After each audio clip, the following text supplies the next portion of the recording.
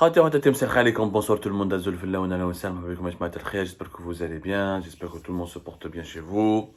Nous sommes toujours le 5 janvier 2023 et nous allons terminer cette journée sans sapin. Le sapin est parti, c'est bon, c'est fini les périodes de fin d'année, il n'y a qu'un petit Père Noël là, qui est toujours là, mais bon, un peu triste tout seul, mais bon, on va essayer de lui donner de tonus.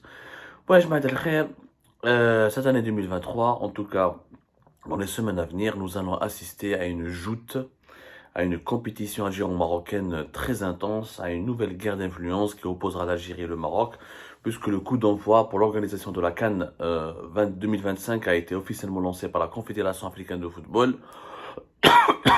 Excusez-moi. Et le Maroc et l'Algérie sont les deux adversaires qui devront se disputer l'organisation de cette CAN. Plusieurs sources donc médiatiques proches de la CAF ont affirmé que les dossiers les plus sérieux, ce sera le dossier de l'Algérie et le dossier du Maroc. Les autres dossiers ne sont pas très sérieux, comme la Zambie. Le dossier de l'Afrique du Sud, finalement, n'est même pas candidate de manière officielle, n'est pas très convaincue. Elle voudrait se concentrer pour organiser la Coupe du Monde féminine de 2027. Le Sénégal, qui avait envisagé de se porter candidat, finalement, il s'est retiré, il n'a pas voulu déposer ce dossier, ça l'intéresse pas. Il a d'autres priorités pour le moment.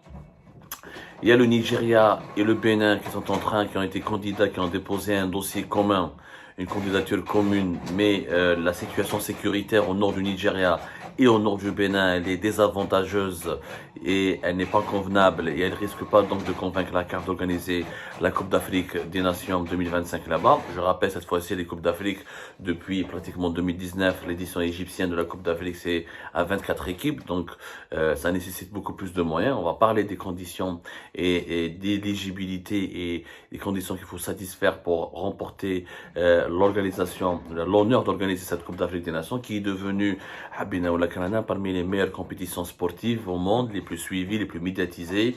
Le continent africain est en pleine croissance et le football africain, il est en plein développement. Donc, il reste quoi? Il reste le dossier du Maroc et de l'Algérie, qui sont les deux candidatures les plus sérieuses. Et la CAF devra trancher prochainement. Le secrétaire général de la CAF a reconnu, il a fait des déclarations d'ores et déjà à des médias internationaux. Il a déclaré pour le moment que d'autres candidatures conjointes, par exemple de 3 pays, ne sont pas exclues, mais elles sont plus compliquées à mettre en place en pratique, car il faut que les gouvernements locaux donnent leur aval. Donc ça, c'est le secrétaire général de la CAF, M. Véron Mozenga Omba. Le secrétaire général de la CAF a expliqué aussi qu'il y aura dans chaque pays candidat des missions d'inspection. La CAN sera confiée à une nation dont les différentes infrastructures doivent correspondre aux exigences du cahier de charge. Pour une compétition réunissant 24 équipes, il faut notamment 6 stades et nous ne pouvons pas, à 2 ans de la CAN 2025, la confier à un pays qui devrait construire 2 ou 3. Les délais ne seraient pas tenables. Donc, c'est ce qu'a dit encore une fois le secrétaire général de la CAF, Confédération africaine de football, M. Véron Mozenga Omba. Alors, ces déclarations précisent donc clairement que c'est entre l'Algérie et le Maroc que ça va se jouer. Alors, que dit d'abord le cahier de charge de la CAF? Qu'est-ce qu'il faut comme condition pour organiser une Coupe du Monde, une Coupe d'Afrique des Nations, pas une petite Coupe du Monde, le petit mondial africain, on va dire. Alors, les conditions sont les suivantes. Il faut d'abord avoir 2 stades d'une capacité minimale de 15 000 places. Ensuite, il faut avoir 2 stades d'une capacité minimale de 20 000 places. Ensuite, il faut avoir 2 stades d'une capacité minimale de 40 000 places, ce qui fait 6 stades. 6 stades entre 40 000 et 15 000, avec homologués aux normes de la CAF, qui sont pratiquement les mêmes normes que la FIFA. Les normes. Chaque site doit posséder 2 terrains d'entraînement, de gazon naturel, ainsi qu'un terrain d'entraînement de réserve, qui est gazon naturel aussi, qui pourra être utilisé en cas d'urgence. Chaque site hôte doit avoir un terrain d'entraînement additionnel pour les arbitres. Elle dit, ce sont les normes qui ont été établies dans le cahier de charge par la CAF et il faut bien sûr que les vestiaires soient bien dotés, bien équipés, les sanitaires, présence d'une équipe médicale. Donc il y a plusieurs normes techniques qu'il faut absolument respecter au niveau de ces 6 stades. Le cahier technique, l'autre chapitre concerne les conditions d'accueil et d'hébergement. Qu'est-ce qu'il faut donc faire pour réunir, quelles sont les conditions qui doivent être réunies pour pouvoir organiser une Coupe d'Afrique des Nations. Il faut que le cahier de charge, il précise que chaque pays organisateur, pas chaque pays candidat, doit soumettre à la CAF une liste des hôtels avec lequel elle aura un contracté et situé situer, et elle aura des contrats, les hôtels qui peuvent accueillir les délégations, les équipes participantes, ou les hôtels doivent être situés à proximité de chaque site pour les besoins de la délégation de la CAF. Tous les hôtels recommandés ou la choisis doivent correspondre aux besoins de la délégation de la CAF et doivent appartenir à la catégorie d'hôtels la plus élevée en termes de confort parmi les hôtels situés dans les villes concernées. Conformément au règlement de la compétition, l'hébergement pris en charge par le pays organisateur doit être dans un hôtel d'un minimum de 4 étoiles qui comprend par nuitée concentrée un minimum 12 chambres doubles à 2 lits et une chambre simple pour les joueurs de l'équipe ainsi que 7 chambres standards pour les responsables et autres membres de l'équipe. Toutes les chambres doivent être climatisées. Alors, ce que dit le cahier de charge de la CAF. Même avec les conditions de transport, il dit par exemple, les pays organisateurs, il doit mettre à disposition tous les transports terrestres et aériens nécessaires seront à la disposition de la délégation de la CAF. Là, le pays organisateur peut organiser, il doit fournir en quelque sorte des garanties. Il dispose de trains ou il a de moyens terrestres, d'autoroutes et de routes qui permettront le transport entre les différentes villes qui vont accueillir les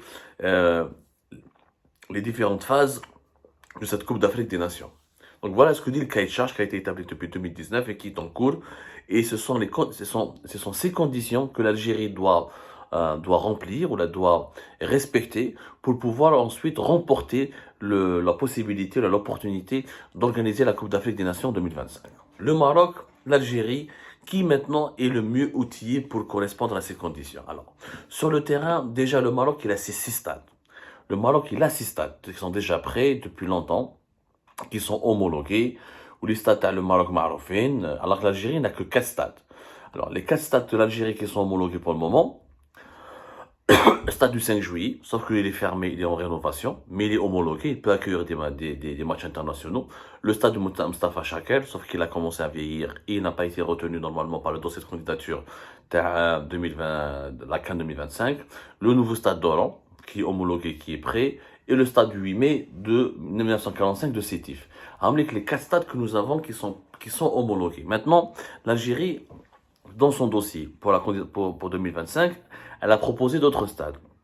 Elle a proposé le stade d'Oran, le stade de Berraqi qui a été terminé, Nelson Mandela qui va accueillir les matchs de la CHAN, qui est la Coupe d'Afrique des joueurs locaux, le stade de Douala qui va être terminé, le stade de 5 juillet qui sera rénové normalement, qui sera prêt pour le 2025, le stade de Annaba et de Constantine. Ils n'ont pas choisi le stade de Tizi Ouzou pour la simple raison que, selon en tout cas les autorités algériennes et les responsables de ce dossier de candidature de 2025, à Tizi Ouzou, il n'y a pas les infrastructures hôtelières adaptées pour pouvoir accueillir les équipes nationales africaines ou les délégations de la CAF. Donc voilà les raisons. Maintenant, le Maroc, effectivement, sur le plan purement technique, déjà, ils ont 6 stades qui sont déjà homologués et aux normes. Et c'est des stades qui sont connus, qui déjà abritent plusieurs matchs internationaux. Avec le stade, il s'agit du complexe Moulay Abdullah de Rabat, le complexe Mohamed V de Casablanca, le stade municipal de Berkane, le grand stade de Marrakech, le stade Adrar d'Agadir et le stade Ibn Battuta de Tanger.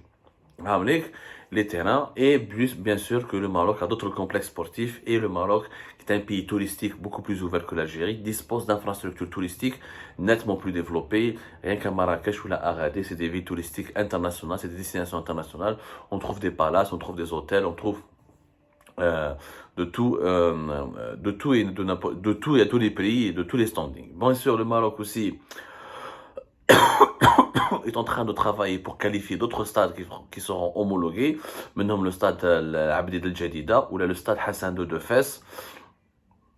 Mais ça c'est en cours de route et le Maroc est candidat a été déjà candidat pour l'organisation de la Coupe du Monde 2026 et il va retenter le coup pour organiser la Coupe du Monde de 2030. Donc il a une dizaine de stades qui sont en cours de construction, il a beaucoup de projets en ce moment.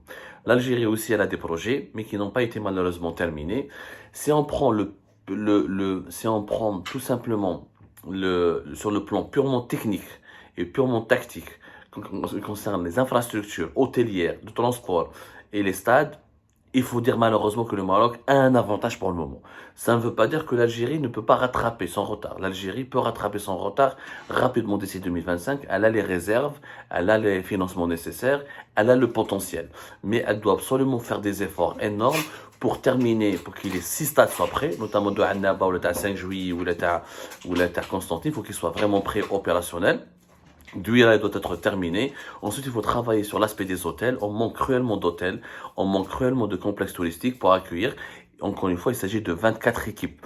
24 équipes, c'est quand même des délégations, il y a des entraîneurs, il y a les arbitres, il y a aussi les supporters étrangers qui devront venir. Donc, revoir la politique de l'accueil, et la politique de différence des visas. Le Maroc est plus facile à visiter que l'Algérie. Les lignes aériennes, il faut que l'Algérie travaille beaucoup. Il faut que les réseaux de transport entre les différentes villes algériennes, l'Algérie est un pays plus grand que le Maroc, géographiquement parlant. Donc les trains, les transports terrestres, beaucoup d'efforts restent à faire. L'Algérie n'est pas perdante, n'est pas forcément perdante. La décision devrait être prise au cours du mois de février 2023.